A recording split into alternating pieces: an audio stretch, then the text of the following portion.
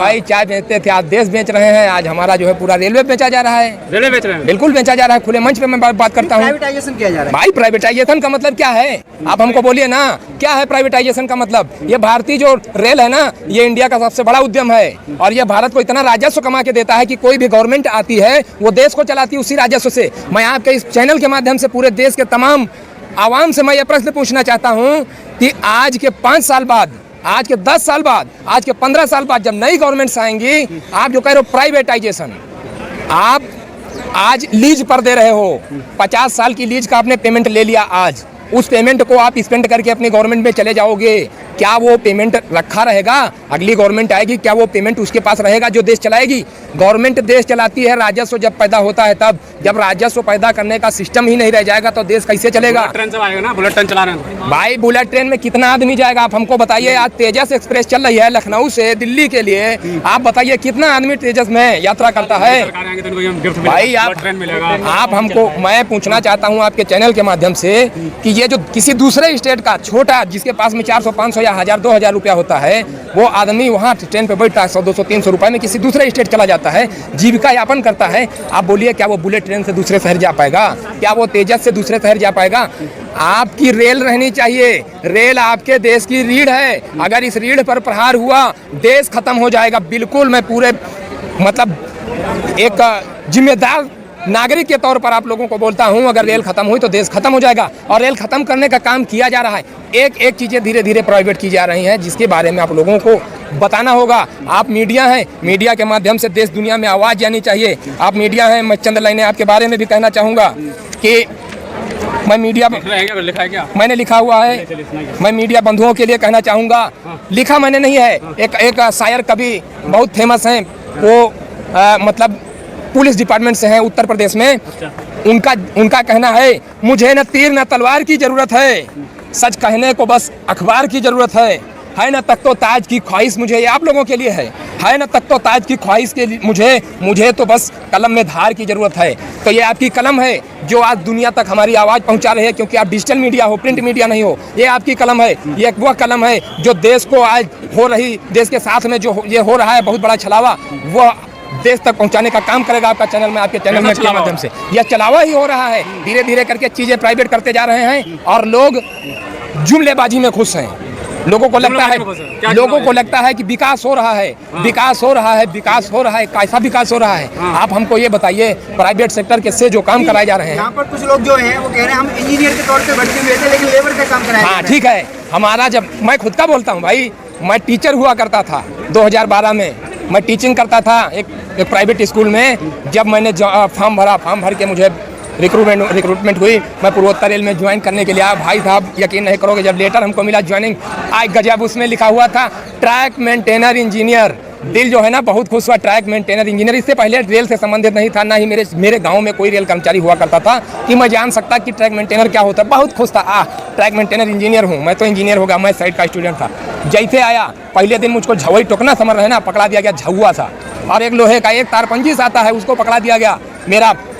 मेरा जानने वाला तमाम सब इस चीज़ को देख रहा होगा, जो जानता नहीं था कि मैं क्या काम करता हूँ। यकीन मानिए 4 साल में अपने आप को छुपा के रखा हूँ मैं पूरी देश दुनिया, अपने क्षेत्र समाज से, कि मैं क्या काम करता हूँ। लेकिन आज फख्र से मैं आपके चैनल के माध्यम से कहता हूँ, मैं पूरे रिश्तेदार वर्ग में, अपने पूरे क्षेत्र वर्ग में इस चीज़ को प्रसारित करूँगा कि मैं ये काम करता हूँ गर्व से, क्योंकि मैं भी वो एम्प्लॉई हूँ जो भारतीय अर्थव्यवस्था को मजबूत करता हूँ। मैं उस कैडर से बिलोंग करता हूँ जो भारतीय रेलवे, जो भारत में ये जो प्रतिदिन लाखों की संख्या में यात्री एक स्थान से दूसरे स्थान को जाते हैं, मैं उनको आधारभूत ढांचा प्रदान करता हूं। अगर हम नहीं होंगे तो रेल सुचारू रूप से नहीं चल सकती। अगर ट्रैक मेंटेनर एक दिन की भी हड़ताल कर दे तो भाई साहब ट्रेनें नहीं चलेंगी। हमारा ट्रैक मेंटेनर कर्मचारी जब 0 डिग्री की ओर तापमान अग्रसर हो रहा होता है, उस समय हमारा ट्रैक मेंटेनर कर्मचारी लाइन में, जब 5 मीटर की विजिबिलिटी नहीं होती है, 5 मीटर दूर भी आप नहीं देख सकते, उस समय मेरा ट्रैक मेंटेनर कर्मचारी लाइन पर भटक रहा होता है, इसलिए कि कहीं लाइन चिटक न जाए, लाइन चिटक न जाए। तो अगर लाइन चिटक गई, लाइन अगर चिटक गई तो दुर्घटनाएं होंगी। तो ट्रेन में बैठा, जितना भी ट्रेन दुर्घटनाओं से आप लोग वाकिफ होंगे, जब ट्रेन दुर्घटना होती है 120 की स्पीड वाली, तो डिब्बे एक दूसरे में चिपक जाते हैं, लाखों की, हजारों, दसियों हजार की संख्या में आदमी मरने का डर रहता है। हमारा कर्मचारी उस दौरान लाइन पर पेट्रोलिंग कर रहा होता है। और जैसे ही खौफ मैं बताता हूँ अपने कर्मचारियों का, जैसे ही नवंबर आएगा, नवंबर से मेरा जो कर्मचारी लाइन पर काम करने जाएगा, रात में पेट्रोलिंग करने जाएगा, उसको इस चीज़ का भय रहेगा कि आज शाम को मैं अगर निकला हूँ पेट्रोलिंग के लिए, कल हो सकता है मैं वापस आऊँ या ना आऊँ। इतना डर होता है? मैं बोलता हूँ मैं पेट्रोलिंग करने नहीं गया हूँ, लेकिन मैं उस दर्द को जिया हूँ। जोनल महामंत्री अपने पूर्वोत्तर रेलवे का हूँ। जैसे ये घटना आती रात के 12 बजे भी हमको फ़ोन करते हैं लोग, बताते हैं कि भाई साहब ये समस्या हो गई, मैं उनके लिए कुछ नहीं कर सकता हूँ। ईच एंड एवरी डे मेरा एक ट्रैक मेंटेनर कर्मचारी रनओवर होता है। आज हम यहाँ ट्रैक मेंटेनर एसोसिएशन के माध्यम से इस मंच पर इकट्ठा हुए हैं अपनी समस्याओं को रखने के लिए। विगत 2 दिनों में मेरे 3 कर्मचारी शहीद हुए हैं। आप समझ सकते हैं कि जब हम यहाँ आने की तैयारियां कर रहे थे, हमारे 3 कर्मचारी शहीद हो चुके हैं। आप ये जान लीजिए हमारे साथ ये समस्याएं हैं। जब इतना गर्मी होती है, लू चल रही होती है, हर एक आदमी को डर रहता है लू लग जाएगी, हम मर जाएंगे, लोग अपने घरों में घुसे रहते हैं।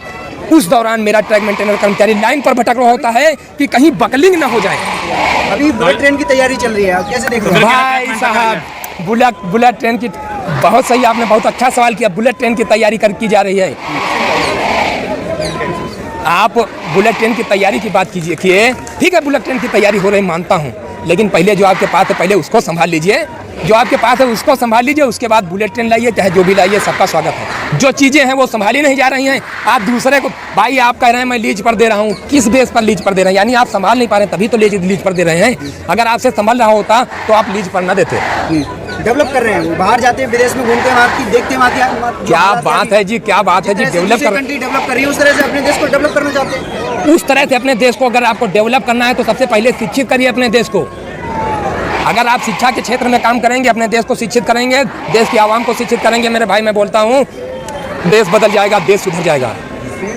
जिस काम को आपको करना चाहिए आप वो नहीं कर रहे हैं। आप केवल और केवल एक बहानेबाजी कर रहे हैं। समस्या हमारी मेन समस्याएं हैं। मुख्य समस्याओं में मैंने आपको बताया कि 400 कर्मचारी हमारा हर साल रनओवर होता है। लवासा कमेटी की रिपोर्ट है जिसको अभी आपको कामगार एकता कमेटी ने प्रेजेंट किया। लवासा कमेटी की रिपोर्ट के अनुसार 650 के आसपास एवरी ईयर कर्मचारी रनओवर होता है। हमें सुरक्षा हमारी प्रदान कीजिए। दूसरी बात, हम ट्रैक मेंटेनर बन के आते हैं, ट्रैक मेंटेनर में ही रिटायर हो जाते हैं, हमको प्रमोशन दीजिए, अदर डिपार्टमेंट में जाने के हमारे रास्तों को खोलिए। तीसरी बात जो बहुत जेन्युइन बात है, हमारे बीच बिलासपुर जोन से चल के महिलाएं आई हुई हैं। रिक्रूटमेंट के समय महिलाओं को ट्रैक मेंटेनर कर्मचारी बना दिया जाता है, ओपन लाइन में काम करती हैं, उनके लिए किसी प्रकार की सुविधा नहीं है। हमारा कर्मचारी जब लाइन पर काम करता है उसके उठने बैठने की व्यवस्था नहीं। जैसा कि अभी भाई ने बताया, होता यह है कि आप सुबह 6 बजे ड्यूटी जाते हैं, 11:30 बजे आपकी ड्यूटी खत्म हुई, 11:30 से 3 बजे तक आपका लंच हो गया। कहने को लंच हो गया, लेकिन आपको लाइन के किनारे रहना होगा, आप कहीं नहीं जा सकते, और वो भी ओपन में। आपके लिए कहीं कुछ व्यवस्था नहीं, किसी पेड़ के नीचे, किसी झाड़ के पास में। तो ये सब चीज़ें आपको सुधारनी होंगी। हमको रुकने बैठने की व्यवस्था देनी होगी। महिलाओं का विभाग परिवर्तन कीजिए या उनको सुरक्षा प्रदान कीजिए। आए दिन गेटों पर मारपीट होता रहता है। गेटमैन जो ट्रेन को लाने का काम करता है, ट्रेन का संचालन में सबसे अहम भूमिका निभाता है, उसको बाहरी अराजक तत्व आके मार के चले जाते हैं। आप क्यों नहीं लैस कर देते हैं? मैं कहता हूँ अगर उसकी यूनिफॉर्म में एक वायरलेस अगर अटैच कर दीजिए भाई साहब, किसी के मजाल नहीं है जो उसको टच कर सके, क्योंकि अगर आप सर्कुलेट कर देंगे तत्काल आपकी मदद हो जाएगी।